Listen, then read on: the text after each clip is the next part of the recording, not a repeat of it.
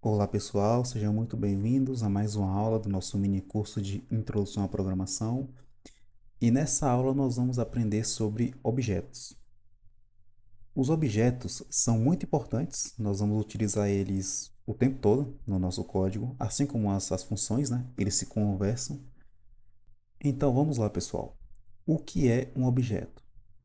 Basicamente é um conjunto de informações que contém chave e valor, né? Chaves e valores. É bem simples mesmo. O melhor exemplo, né, para ficar claro, seria você tem ali um site em que para as pessoas acessarem, elas têm que se cadastrar.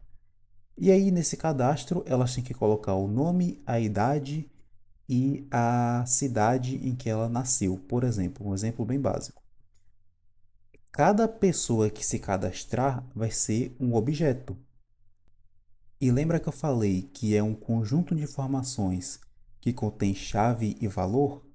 Então, a chave seria, por exemplo, o nome e o valor seria o nome que a pessoa colocar.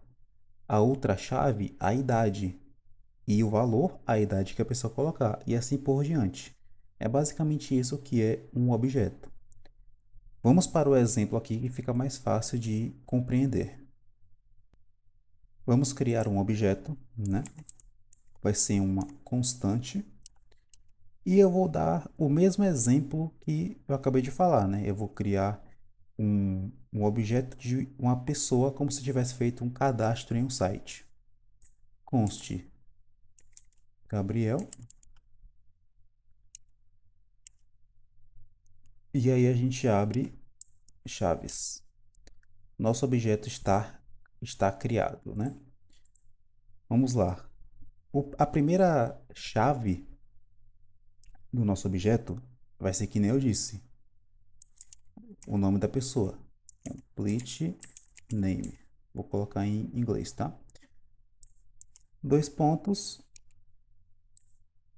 E aqui eu coloco o nome da pessoa. Gabriel Ramos Santana. Logo após criar a primeira chave e o primeiro valor dessa chave, eu dou uma vírgula e vou para o próximo. Idade. Coloco aqui 23. Vírgula. Mesma coisa. Cidade. Dois pontos. Opa. Tem que ser entre aspas, né? Teixeira de Freitas. E assim por diante. Isso aqui é um objeto. É um exemplo de um objeto. Como vocês podem ver, é uma constante, ou seja, não vai ser alterada. O nome do objeto está aqui, né? Como eu estou fazendo o nome de lista de pessoas, né? Informações sobre pessoas, o nome vai ser Gabriel, que é o nome da pessoa que eu estou criando esse objeto. E aqui vão ter o conjunto de chaves e valores desse objeto. As chaves estão aqui e os valores logo após. Nome completo, tem o nome completo. Idade, tem o valor da idade. E a cidade também tem o valor aqui. Nós também podemos passar funções através do nosso objeto. Eu vou dar o exemplo aqui para vocês, né? Vou botar uma vírgula aqui. A função, ela vai ser uma função anônima. Eu vou colocar aqui message, dois pontos, e vou chamar a minha função. Chamar não, criar a minha função. Function. Igual nós vimos na aula passada, abrir parênteses e abrir chaves aqui. Então, a nossa função está criada e agora eu quero que ela apenas me diga um alerta, né? Me dê um alerta. Eu vou colocar aqui alert, mensagem. Como eu disse, essa é uma função anônima. Por que que é uma função anônima? Lembra que quando a gente cria uma função, a gente tem que chamar function e colocar o nome para ela? Dessa maneira, nós não precisamos colocar o nome. justamente porque a nossa chave aqui, ela já vai estar se caracterizando como um nome para a nossa função. Então, a gente não precisa passar diretamente o nome para ela aqui. Dessa forma, nós criamos uma função dentro do nosso objeto.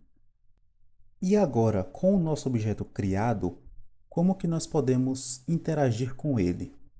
Primeiro vamos visualizar, né, o nosso objeto. Eu vou chamar aqui um console.log.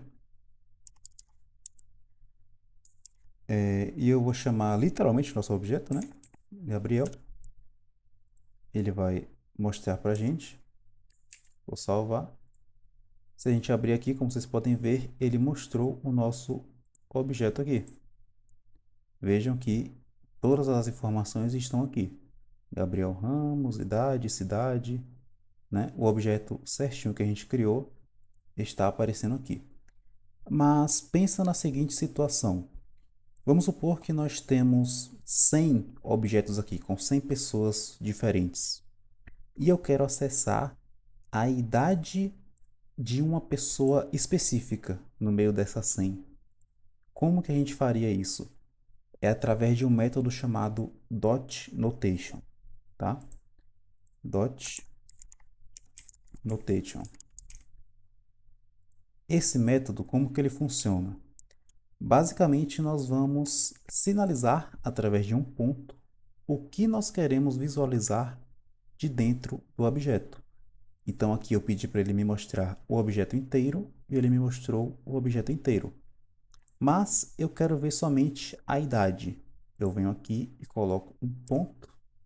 Veja que ele já me deu as opções. Idade. Dessa forma, quando eu voltar, né, se eu salvar e voltar, ele vai me mostrar somente a idade, 23 aqui. Da mesma forma seria a cidade. Se eu pedir somente a cidade do objeto Gabriel, ele vai me dar a cidade que está lá. É basicamente dessa forma que nós podemos visualizar, né, as chaves e os valores, né, de cada chave do nosso objeto.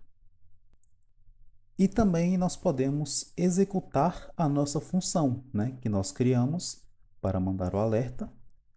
Como que nós fazemos?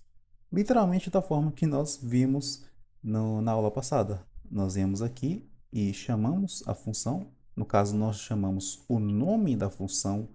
Lembra que é uma função anônima, mas o nome é a chave. Então, nós chamamos a chave e executamos ela, né? A forma básica de executar a função, abrindo parênteses. Se eu salvar aqui e vir aqui, vejam que ele já me deu o alerta, mensagem. Então, nós podemos executar funções através do método .notation também.